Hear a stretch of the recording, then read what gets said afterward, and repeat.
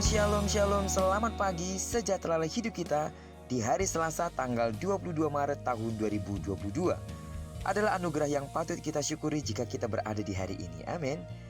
Tuhan pasti memelihara kita sepanjang hari ini sama seperti Dia telah memelihara kita di sepanjang malam yang kita sudah lewati. Baiklah, sebelum kita melakukan semua aktivitas kita hari ini, izinkan kembali Tuhan bicara melalui renungan kita yang akan tetap kita ambil dari pembacaan Alkitab satu hari satu pasal dari bacaan 42 hari bersama Ayub.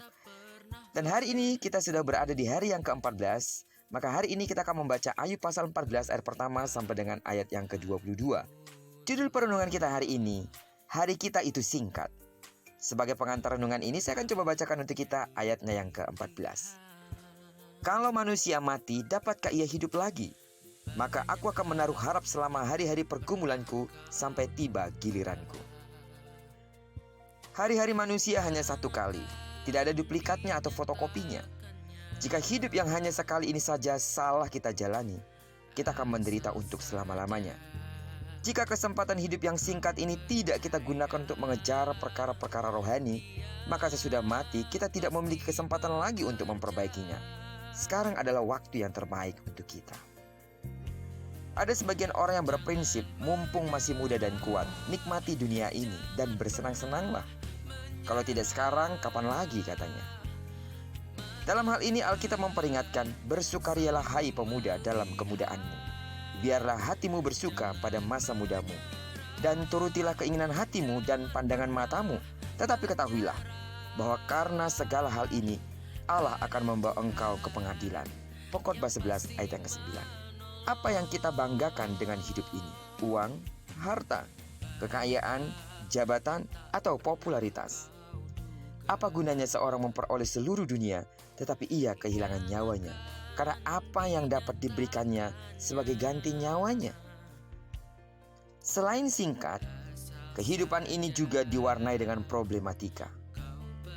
Jadi semua manusia di belahan bumi manapun takkan luput dari masalah. Sadarilah itu. Pemazmur berkata, Mazmur 90 ayat yang ke-10, kebanggaannya adalah kesukaran dan penderitaan. Oleh karena itu berhentilah mengeluh. Berhentilah bersungut-sungut. Itu hanya akan menguras energi kita. Pencobaan-pencobaan yang kamu alami ialah pencobaan-pencobaan biasa yang tidak melebihi kekuatan manusia. Sebab Allah setia dan karena itu Ia tidak akan membiarkan kamu dicobai melampaui kekuatanmu. Pada waktu kamu dicobai, Ia akan memberikan kepadamu jalan keluar sehingga kamu dapat menanggungnya. 1 Korintus 10 ayat 13. Hari Minggu kemarin kita sudah dapatkan firman ini.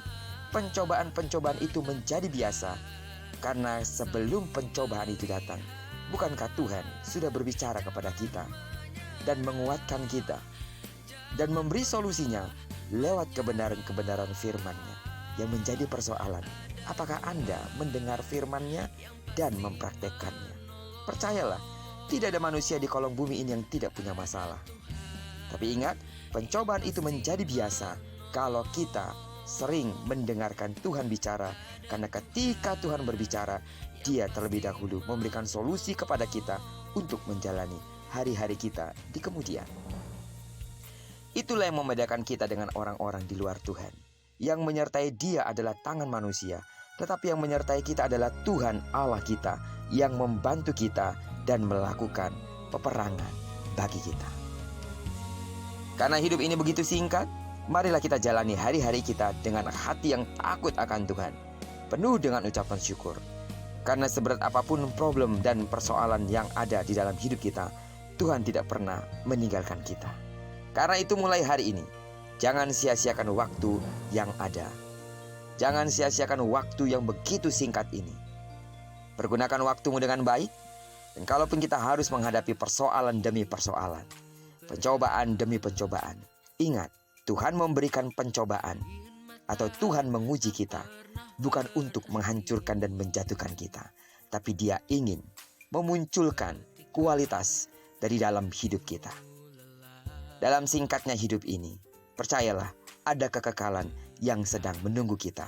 Tetaplah kuat dan tetaplah bersemangat karena Tuhan akan selalu dan selalu menyertai hidup kita dan memberikan kita kemenangan demi kemenangan. Amin. Diberkatilah kita sepanjang hari ini dan digenapi firman-Nya yang berjanji bahwa apa yang dikerjakan tangan kanan dan tangan kiri kita dibuatnya berhasil. Kemanapun kaki kanan dan kaki kiri kita melangkah, di sana pasti kemuliaan Tuhan akan dinyatakan. Amin. Tidak jemu-jemunya aku berdoa untuk seluruh sidang jemaat Tuhan yang saat ini mungkin dalam kondisi hidup yang begitu berat, fisikmu juga sakit.